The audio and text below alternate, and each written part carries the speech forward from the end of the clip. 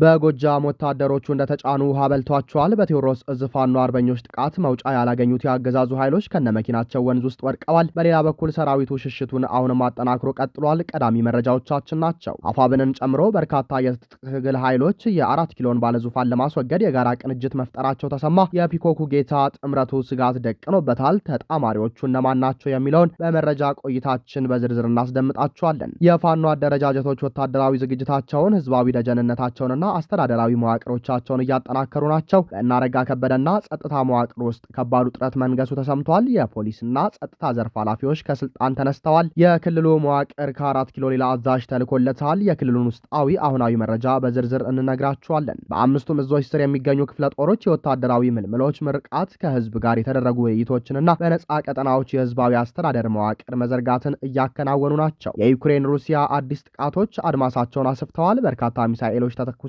ሰዎች ሞተዋል። ህንፃዎች ፈራርሰዋል። አዲሱ ጥቃት ተጨማሪ ውጥረትን አንግሷል። በባህር ማዶ ዜና ሰዓታችን ዝርዝሩን ታደምጡታላችሁ። ሰላም ጤና ይስጥልን ውድ የብላክ ላይን ሚዲያ ቤተሰቦቻችን፣ እናንተን ይመጥናሉ ብለን ያሰብናቸውን የተመረጡ ዕለታዊ የግንባርና ወቅታዊ መረጃዎችን ወደ እናንተ ይዘን ቀርበናል። ቻናሉን ሰብስክራይብ በማድረግ ቤተሰብ እንድትሆኑ እየጋበዝን ወደ መረጃዎቹ እናመራለን። የፋኖ አደረጃጀቶች ወታደራዊ ዝግጅታቸውን፣ ህዝባዊ ደጀንነታቸውንና አስተዳደራዊ መዋቅሮቻቸውን እያጠናከሩ ናቸው። በአምስቱ እዞች ስር የሚገኙ ክፍለ ጦሮች የወታደራዊ ምልምሎች ምርቃት፣ ከህዝብ ጋር የተደረጉ ውይይቶችንና በነጻ ቀጠናዎች የህዝባዊ አስተዳደር መዋቅር መዘርጋትን እያከናወኑ ናቸው። የ5 ወራት ወታደራዊ ስልጠና የወሰዱ የፋኖ ምልምሎችም ተመርቀዋል። በአፋብኃን ምኒልክ እዝ 15ኛ ኮር 45ኛ መብረቅ ክፍለ ጦርና ሸዋ ጠቅላይ ግዛት አሳምነው እዝ አጼ ዘርዓ ያዕቆብ ኮር በፍቃዱ በላይ ክፍለ ጦር አዘጋጅነት ለ5 ወራት ያህል ሲሰለጥኑ የቆዩ ምልምል የፋኖ አባላት ነሐሴ 10 ቀን 2018 ዓ.ም በደማቅ ሁኔታ ተመርቀዋል። በዚሁ የምረቃ ስነ ስርዓት ላይ የመስክና የክፍለ ጦር ከፍተኛ አመራሮች የተገኙ ሲሆን ከእነዚህም መካከል አርበኛ አማረ አያሌው የምኒልክ እዝ ከፍተኛ አመራር፣ አርበኛ ሀጂ ኑረዲን አበበ ሐሰን የምኒልክ እዝ የማህበራዊ ጉዳዮች መምሪያ ኃላፊ፣ አርበኛ ጌታውን ቦጋለ የሸዋ ጠቅላይ ግዛት አሳምነው እዝ የአጼ ዘርዓ ያዕቆብ ኮር ሎጂስቲክስ መምሪያ ኃላፊ፣ አርበኛ በላቸው እሸቴ የበፍቃዱ በላይ ክፍለ ጦር ወታደራዊ አዛዥ፣ አርበኛ ሀጂ ንጉስ ሐሚድ የ45ኛ መብረቅ ክፍለ ጦር አዛዥ፣ አርበኛ በቃሉ አስማማው ወይም ቼኩቬሪያ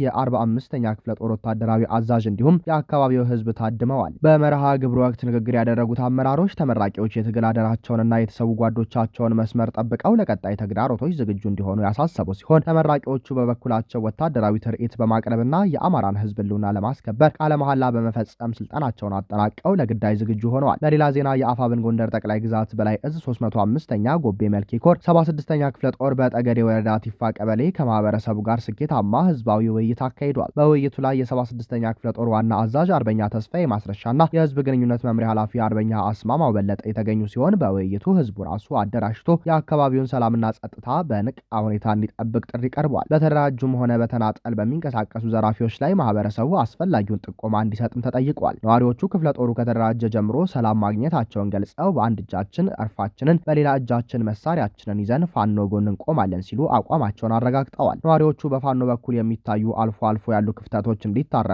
አስተያየት የሰጡ ሲሆን አመራሮቹ ህዝቡ የአደረጃጀቱ መመልከቻ መስታወት መሆኑን በመግለጽ ክፍተቶችን አርመው ለመስራት ዝግጁነታቸውንም ገልጸዋል። በተጨማሪም የአፋብን ሸዋ ጠቅላይ ግዛት አሳምነው እዝ በተቆጣጠራቸውና ነጻ ባወጣቸው አውራጃዎች ዘላቂና ጠንካራ የህዝባዊ አስተዳደር መዋቅር የመመስረት ተግባር እያከናወነ መሆኑን የኮሩ ህዝብ ግንኙነት አስታውቋል። ኩታ ገጠም የሆኑ ቀበሌዎችን ያቀፈ የክላስተር አወቃቀር በመዘርጋት ወታደራዊ ግቦችን ለማሳካትና የህዝቡን የዕለት ተዕለት አስተዳደርና የደህንነት ጥያቄዎች ለመመለስ ታቅዷል። የህዝቡን ፍላጎት መሰረት በማድረግ ጊዜያዊ አስተዳደሩን የሚመሩ ስራ አስፈጻሚዎች የተመደቡ ሲሆን መዋቅሩ ስራ መጀመሩ ተገልጿል። የተመደቡት አመራሮች የተጣለባቸውን አደራ በቅንነት፣ በታማኝነት፣ በእኩልነትና በነጻነት ለማገልገል ቃለ መሐላ ፈጽመዋል። የአገዛዙ ሰራዊት በደፈጣ ጥቃት ከባድ ኪሳራ አስተናገደ። ወታደሮችም ትጥቃቸውን በመያዝ በገፍ ፋኖን እየተቀላቀሉ ነው። ፋኖ ኃይሎችና በአገዛዙ የብልጽግና ሰራዊት መካከል እየተካሄደ ባለው ውጊያ የአገዛዙ ኃይል በደፈጣ ጥቃት ከፍተኛ ኪሳራ ከማስተናገዱም በላይ የሰራዊት አባላት ትጥቃቸውን በመያዝ ፋኖን የመቀላቀል ሂደታቸው ተፋጥኖ ቀጥሏል። በእነማይ ወረዳ ዲማ ጊዮርጊስ ቅድስጌ ቀበሌ በንጹሃን ላይ ጥቃት ለመፈጸም አልሞ የተነሳው የአገዛዙ ሰራዊት ከማህበረ ብርሃን ቀበሌ ተነስተው ወደ ቢቸራ ከተማ በመጓዝ ላይ ሳሉ በደረሰባቸው ከባድ የደፈጣ ጥቃት ከፍተኛ የሰውና የቁሳቁስ ኪሳራ እንደደረሰባቸው ተረጋግጧል። ጥቃቱን የፈጸሙት በቴዎድሮስ እዝ 201ኛ ኮር 64ኛ ክፍለ ጦር አርበኞች ሲሆኑም በጥቃቱ ሳቢያ ወታደሮቹ ተሳፍረውበት የነበረው ተሽከርካሪ ሱሃ ተብሎ በሚጠራው ወንዝ ውስጥ መውደቁ ታውቋል። በጥቃቱ በርካታ ወታደሮች የተገደሉ ሲሆን በርካቶች ደግሞ ቆስለው ለሕክምና ወደ ቢቸና የመጀመሪያ ደረጃ ሆስፒታል መወሰዳቸውን የ64ኛ ክፍለ ጦር ህዝብ ግንኙነት ክፍል መረጃ ያመለክታል። በሌላ በኩል በአገዛዙ የሚፈጸመውን በደልና የንጹሃን ሞት በመቃወም የሰራዊቱ አባላት አቋማቸውን በመቀየር በገፍ ፋኖን መቀላቀላቸውን ቀጥለውበታል። በአፋብን ቴዎድሮስ እዝ 206ኛ ኮር 14ኛ ክፍለ ጦር የደብረ ኤልያሱን በረኸኛውን ቀስተ ደመና ሻለቃን የተቀላቀሉት የሰራዊት አባላት የ10ኛ ክፍለ ጦር አንደኛ ሬጅመንት 2 ሻምበል መሪዎችና አንድ ብሬን ተኳሽን ያካተቱ ናቸው። የተቀላቀሉት የሰራዊት አባላት ከባድና አነስተኛ የጦር መሳሪያዎችን ይዘው የገቡ ሲሆን ከእነዚህም መካከል አንድ ብሬን ከነሸንሸሉ፣ አንድ ስናይፐር፣ አንድ ኮፍ ክላሽንኮቭ፣ 2 ባለ 2 እግር ክላሽንኮቭ ይገኙበታል። ፋኖ ለሰራዊት አባላቱ ደማቅ አቀባበል ማድረጉ የተገለጸ ሲሆን የአገዛዙ ሰራዊት በየዕለቱ እየተዳከመና እየተበተነ መሄዱን እነዚህ ክስተቶች ማሳያ ሆነዋል።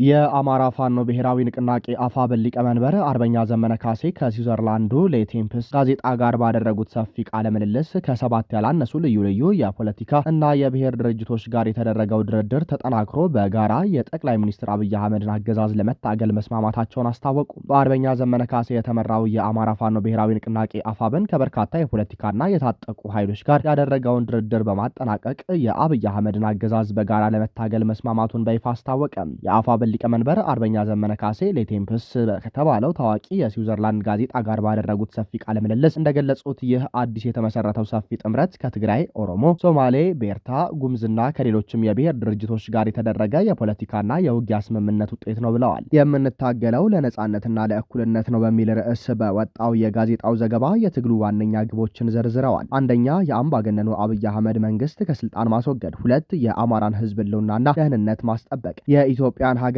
አንድነት ማስከበርና መበታተንን መከላከል የሚሉትም ይገኙበታል። አርበኛ ዘመነ አክለው እንደገለጹት ከዚህ ቀደም በሸዋ፣ ወሎ፣ ጎንደር፣ ጎጃምና በወለጋ አቅራቢያ በተናጠል ሲንቀሳቀሱ የነበሩ የፋኖ ኃይሎች አሁን ላይ ሙሉ በሙሉ በአንድ ማዕከላዊ እዝ ስር ተሰባስበዋል ሲል ጋዜጣው የአፋብንን አንድነት አስተዋውቋል። በተጨማሪም በሰሜን ኢትዮጵያ ጦር ወቅት በግንባር ይዋጓቸው ከነበሩት የትግራይ ኃይሎች እንዲሁም ከኦሮሞ፣ ሶማሌ፣ ቤርታና ጉምዝ ስብስቦች ጋር የነበረው ድርድር ተጠናቆ የጋራ ጥምረት መፈጠሩን አርበኛው ለጋዜጣው ገልጸዋል። በግንባር ስላለው ሁኔታ ሲያብራሩ የፋኖ ኃይሎች በአሁኑ ወቅት ከ80 በመቶ በላይ የሚሆነውን የገጠር አካባቢና በርካታ ትናንሽ ከተሞችን መቆጣጠራቸውን ተናግረዋል። የብልጽግና አገዛዝ ወደ አማራ ክልል ካሰማራቸው 13 የጦር እዞች መካከል 10ሩን በውጊያ ገጥሞ ማሸነፋቸውንም አርበኛ ዘመነ በቃለ መጠይቃቸው ገልጸዋል። በሌላ በኩል የአገዛዙ አብይ አህመድ ኃይሎች በንጹሃን ዜጎች፣ በትምህርት ቤቶች፣ በገበያ ቦታዎችና በሃይማኖት ተቋማት በተለይም በአባይ ጊዮርጊስ ቅድስት አርሴማ ገዳም ላይ ያለምንም ልዩነት የድሮን ጥቃት መፈጸማቸውን ከሰዋል። ለእነዚህም ጥቃቶች የተባበሩት አረብ ኤሚሬቶች የቱርክ ሰራሽ ድሮኖችን በማቅረብ እስራኤል ደግሞ የቴክኒክ ድጋፍ በመስጠት ቀጥተኛ ጣልቃ ገብነት እያደረጉ ይገኛሉ ሲሉ አርበኛ ዘመነ ካሴ አክለው ተችተዋል። ብአዴን ብልጽግና ከባድ የጸጥታ ውጥረት ውስጥ መግባቱ ተሰማ። በአማራ ክልል የፖሊስ ኮሚሽነሮች ለውጥ እየተደረገ መሆኑም ተመላክቷል። በአማራ ክልል እየተባባሰ የመጣው ውስብስብና ተለዋዋጭ የጸጥታ ስጋት አረጋ ከበደ የሚመራውን የብአዴን ብልጽግና አስተዳደር ከፍተኛ ስጋትና ጭንቅ ውስጥ ከቶታል። በአስተዳደር ውስጥ በተፈጠረው አለመተማመንና ፍራቻ ምክንያት ብልጽግና በክልሉ ከፍተኛ የጸጥታ መዋቅር ላይ የኃላፊነት ብወዛ ማካሄዱ ተጠቁሟል። በዚህም መሰረት የአማራ ክልል ፖሊስ ኮሚሽን ዋና ጠቅላይ መምሪያ አዛዥ የነበሩት ኮሚሽነር ጀኔራል ዘላለም መንግስቴ ከኃላፊነታቸው እየተነሱ ሲሆን በእርሳቸው ምትክ የቀድሞው የጦር መኮንን ሌተናል ጀነራል ጥጋቡ ይልማ አዲሱ የክልሉ ፖሊስ ኮሚሽነር ሆነው ተሹመዋል። ኮሚሽነር ጀነራል ዘላለም መንግስቴ መጋቢት 19 ቀን 2017 ዓ.ም የክልሉ ፖሊስ አዛዥ ሆነው ከተሾሙ ከአንድ ዓመት ከጥቂት ወራት በኋላ ነው ከኃላፊነታቸው የተነሱ። ቀደም ሲል በፌዴራል ፖሊስ ኮሚሽን በምክትል ኮሚሽነር ጀነራልነት ያገለገሉ ሲሆን የነበራቸው የመደበኛ ፖሊስ መዋቅር አመራር አሁን ባለው የክልሉ የጸጥታ ውጥረት ውስጥም እና አረጋ ከበደ ዘንድ ሙሉ እምነት ሊጣልበት አልተቻለም። አዲሱ ተሿሚ የረጅም ጊዜ የብልጽግና የመከላከያ ሰራዊት የጤና ዋና መምሪያ ኃላፊ የነበሩ ሲሆን በተጨማሪም በአፍሪካ ህብረት የሶማሊያ ሰላም አስከባሪ ተልእኮ የጦር አዛዥ በመሆን በወታደራዊ ዲፕሎማሲና ኦፕሬሽን ዘርፍ መስራታቸው ሲጠቆም አብይ አህመድ በክልሉ አዲስ ሴራ ይከውኑልኛል ሲል እንዲመደቡ አድርጓቸዋል። ይህ የሹመት ለውጥ መደበኛ የፖሊስ አመራር ሽግግር ሳይሆን በአረጋ ከበደ አስተዳደር ውስጥ የተፈጠረውን ከፍተኛ ስጋትን የሚያሳይ መሆኑን ወታደራዊ ተንታኞች ጠቁመዋል። የክልሉን ፖሊስ አዛዥነት ከመደበኛ የፖሊስ ኮሚሽነር ወደ ከፍተኛ የጦር ጀነራል ማሸጋገር የብአዴን ብልጽግና አመራሮች በክልሉ ባለው የፋኖ ኃይሎች እንቅስቃሴ ምክንያት ምክንያት የተደቀነባቸውን ስጋት ለመመከትና ፖሊስን ሙሉ በሙሉ በወታደራዊ ትዕዛዝ ስር ለማስገባት ያደረጉት ተስፋ የቆረጠ ሙከራ እንደሆነ ይታመናል። በአመራሮች መካከል ያለው አለመተማመን የጸጥታ መዋቅሩን በተደጋጋሚ እንዲበውዙና እንዲበትኑ እንደገፋፋቸው ሲነገር፣ በሌላ በኩል የብልጽግናው ቆሮ አብይ አህመድ አሁንም የክልሉ ውስጣዊ መዋቅር መሬት እንዳይተክል ያደረጉት የቦታ መቀያየር ፖለቲካዊ ስሌት መሆኑ ተመላክቷል። የሩሲያና ዩክሬን የረጅም ርቀት የአየር ጥቃት ተጠናክሮ ቀጥሏል። በሁለቱ ሀገራት መካከል ያለው ግጭት ወደ አዲስ ከፍተኛ ደረጃ መሸጋገሩን የሚያሳዩ መጠነ ሰፊ የአየር ጥቃቶች በሁለቱም ሀገራት በኩል ተፈጽመዋል። የድሮንና የባላስቲክ ሚሳኤል ውጊያው በሲቪል መሰረተ ልማቶች፣ በሎጂስቲክስ ማዕከላትና በኢንዱስትሪ ተቋማት ላይ ከፍተኛ ውድመትና የሰው ሕይወትን ጉዳት እያስከተለ ነው። ዩክሬን ወደ 600 የሚጠጉ ድሮኖችን በመተኮስ በሩሲያ መዲና ሞስኮና በዙሪያዋ በሚገኙ ስትራቴጂካዊ ቦታዎች ላይ በቅርብ ጊዜያት ከተፈጸሙት ትላልቅ ጥቃቶች አንዱን ሰንዝራል። በፖዶሎስክና በዶሞዴቮ የሚገኙ ዋና ዋና የሎጂስቲክ መጋዘኖች ጥቃት ደርሶባቸዋል። ከእነዚህም መካከል የሩሲያው ትልቅ የኦንላይን ገበያ ዋይልድ ብሬስ መጋዘን በእሳት ተቃጥሏል። የሞስኮ ከንቲባ ሰርጌይ ሶቢያን ጥቃቱን እጅግ አደገኛና ትልቅ እንደነበር ገልጸው የሩሲያ